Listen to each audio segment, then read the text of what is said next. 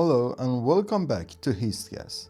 I'm your host, and today's story is one that reshaped continents and stirred centuries of conflict, the Crusades. But I'm not alone. As you know, joining me is my co-host and AI historian, ChatGPT. Let's dive in. Chapter 1. The Call, a War Born of Faith. It all began with a sermon. In 1995, Pope Urban II stood in a field at Clermont, France, and ignited history with just 3 words. Deus vult, God wills it.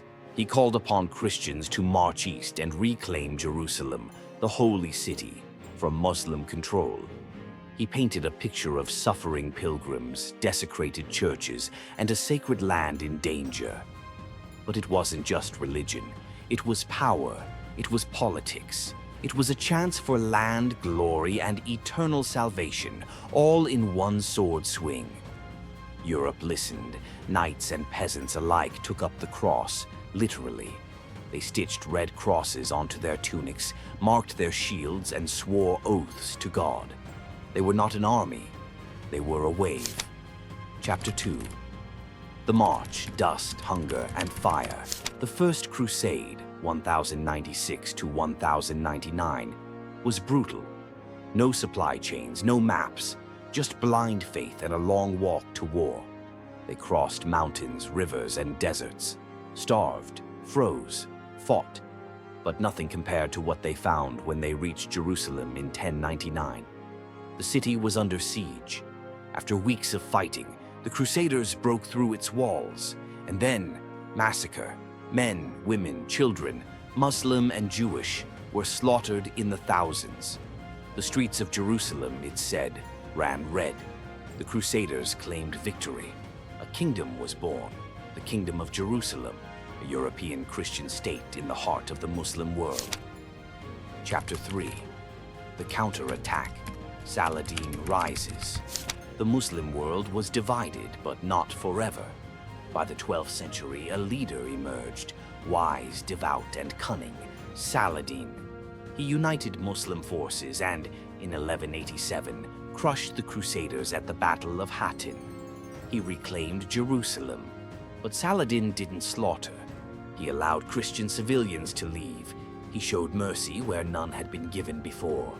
This shocked Europe and inspired the Third Crusade, led by kings, Richard the Lionheart of England, Philip of France, Frederick of the Holy Roman Empire. What followed was chess on a bloody board, bold moves, sieges, truces. But the Crusaders never took back Jerusalem. Chapter 4. The Madness, Later Crusades and Forgotten Truths.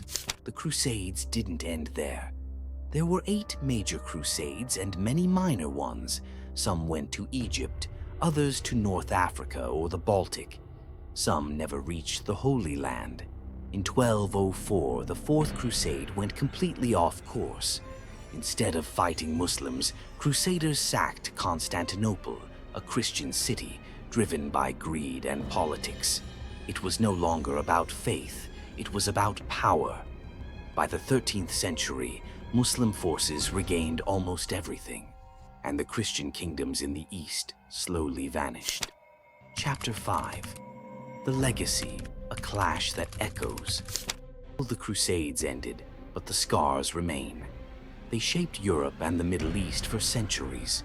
Trade routes opened, ideas crossed borders, so did hate. They were a mix of bravery and brutality, heroism and horror. A war where God was on every flag, but not always in every heart. And today, when we look back, we don't just see knights and kings. We see how belief, when mixed with ambition, can change the world or burn it down. Let's start at the beginning. What triggered the Crusades? It began in 1095. Pope Urban II called upon Christians to reclaim Jerusalem from Muslim control. But beyond religion, there were deeper motives.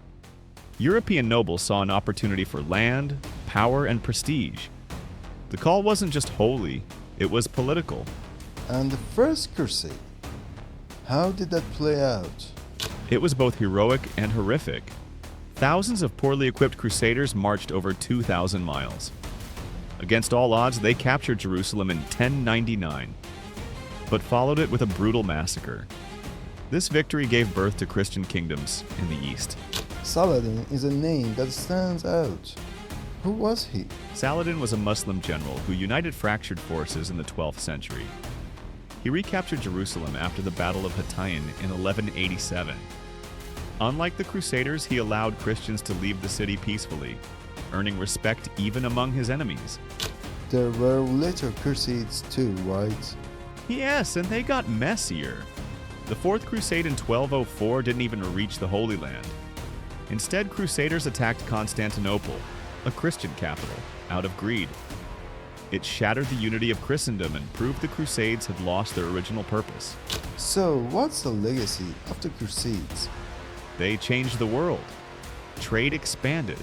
Cultures clashed and mixed.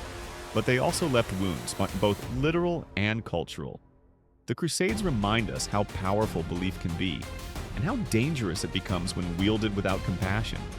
That's it for today's episode. If this story sparked your interest, let us know in the comments. Subscribe, share, and follow us as we explore more turning points in human history with a little help from AI.